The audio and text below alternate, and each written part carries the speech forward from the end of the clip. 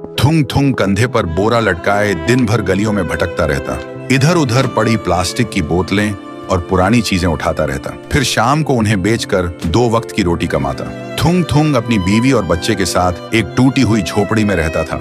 गरीबी इतनी थी कि कभी कभी नमक रोटी भी नसीब नहीं होती थी। भूख मिटाने के लिए पेड़ों के पत्तों का सहारा लेना पड़ता। फिर भी थुंग थुंग ने कभी चोरी का सहारा नहीं लिया। एक दिन थुंग थुंग थका हारा श्मशान के पास बैठा था। शाम ढल चुकी थी और हवा में जले हुए लकड़ों की बू थी। तभी उसे मिट्टी के नीचे से हल्की सी रोशनी चमकती दिखी। वह धीरे से उठा और मिट्टी खोदने लगा। कुछ ही देर में उसे जमीन के अंदर से एक पुराना सा लोहे का घंटी वाला दिया मिला। जैसे ही उसने उसे उठाया, एक भारी आवाज गूंजी, जो भी इस दिए को जगाएगा उसकी हर इच्छा पूरी होगी, लेकिन बदले में उसकी सबसे प्यारी चीज चली जाएगी। थुंग थुंग का दिल जोर जोर से धड़कने लगा। वह मन ही मन सोचने लगा, सबसे प्यारी चीज मतलब क्या? वह घर लौटा और बीवी को सब बताया। बीवी ने ध्यान से सुना। उसकी आंखों में डर भी था और थोड़ी सी उम्मीद भी। फिर बोली, 3 दिन से बच्चा भूखा है, क्यों ना पहले खाना मांग ले।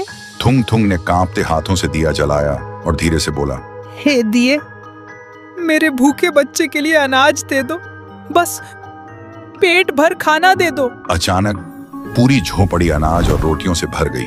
बीवी खुशी से रो पड़ी। लेकिन उसी रात थुंग थुंग ने देखा उसका बच्चा चुपचाप कोने में बैठा है और उसे पहचान नहीं रहा। सुबह तक बेटा उसका नाम भूल चुका था। थुंग थुंग टूट गया, लेकिन घर में अनाज था और भूख खत्म हो चुकी थी। उसने खुद को समझाया, बाद में बच्चे का इलाज करवा लूंगा।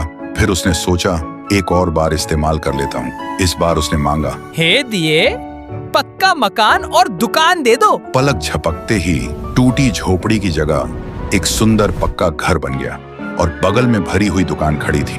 थुंग थुंग खुशी से बीवी के पास दौड़ा, लेकिन उसने देखा उसकी बीवी पत्थर की मूर्ति बन चुकी थी।